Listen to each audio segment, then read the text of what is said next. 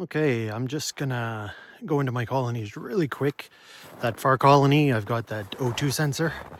I have it above 2 inches of styrofoam, so the temperature on the battery is kind of cold, so the battery life won't be good. So what I'm gonna do is I'm just gonna do a cutout on the first piece of styrofoam, so I can put the battery right above the bubble foil wrap, which is just above the cluster, so it'll be nice and warm. And then I'll just put some insulation around it. So I've got some wool. I'm gonna cut this out so that everything fits nice and shimmed together. It's about -6 right now, but the temperature's starting to drop, so I got to do it now. But overall, they're doing fine. Hasn't snowed in a while, but you can see dead bees. CO2 level right now is at above 10,000 ppm. And O2 sensor is inversely proportional or correlated to CO2, which is exactly what I wanted. So I'll do this quick, and then I'll give you guys a primer on how insulation works and the laws of diminishing returns. So stay tuned.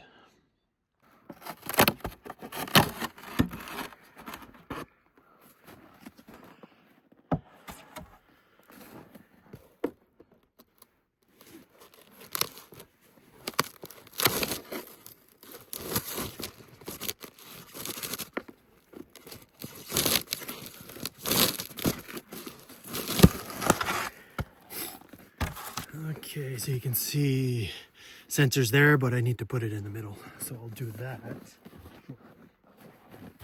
And I'll use this sheet on top.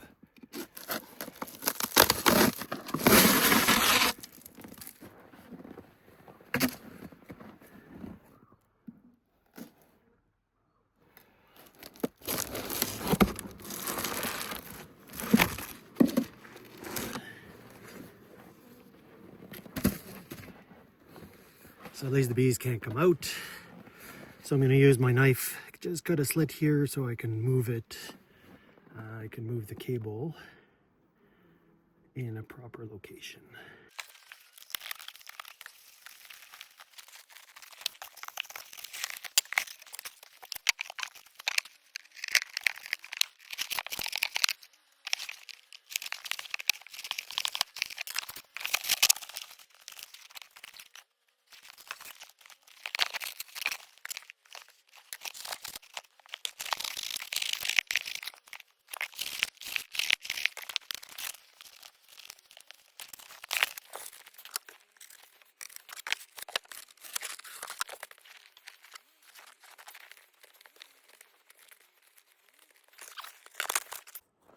Okay, I'm going to do a bit of explaining of what insulation is and how it works.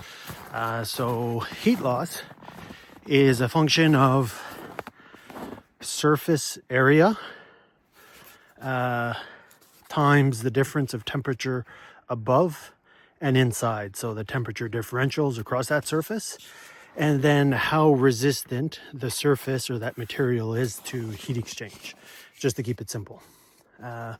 So when you do add insulation, eventually the impact becomes minimal. So we call that the law of diminishing returns. So imagine this would be a wooden hive. The side walls would be about R1. The first R, so if it's R2, it'll drop the heat loss by about half of the energy. Okay, if I add 2 inches, then the heat loss reduction is it's half of the next half. And as you keep adding insulation, you're actually only taking, you're removing or reducing the heat loss by half of the half. And then you keep adding insulation, you'll reduce by another half of the half, and it goes on and on and on. And then it creates I'll put a curve in, but it creates a smooth curve with the bottom flattening out, where the heat loss becomes or change becomes negligible, where there's no more change. So and then in terms of energy, at some point, is it worth the price and the effort of doing it versus not?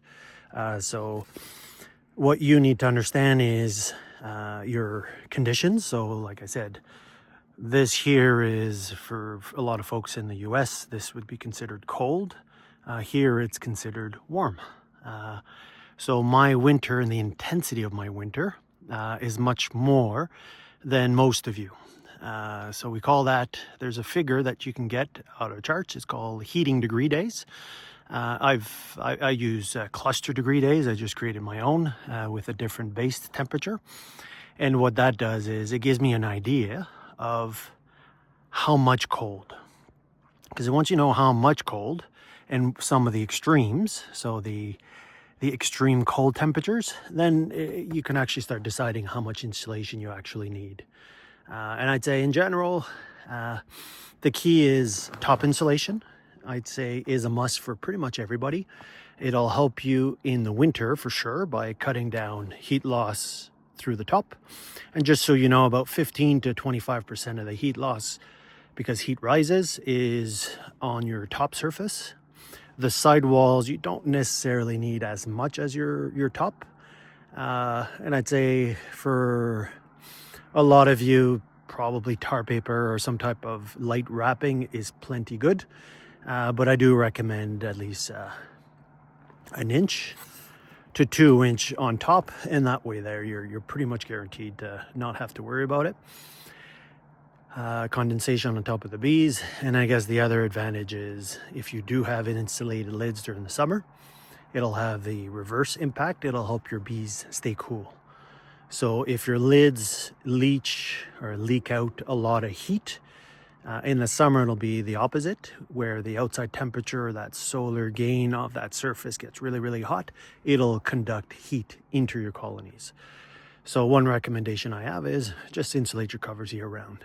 And typically for most of you, an inch would be plenty. So yeah, so the law of diminishing return is for every unit of insulation you add, you actually chop the heat loss by half. And eventually the halve becomes so small that by adding more insulation, you pretty much have no more, I guess, impact on the heat loss. So at some point you just have to say it's good enough. So hopefully that helps. I didn't confuse you too much, but I'll create an app to try to calculate that for you guys. Cheers.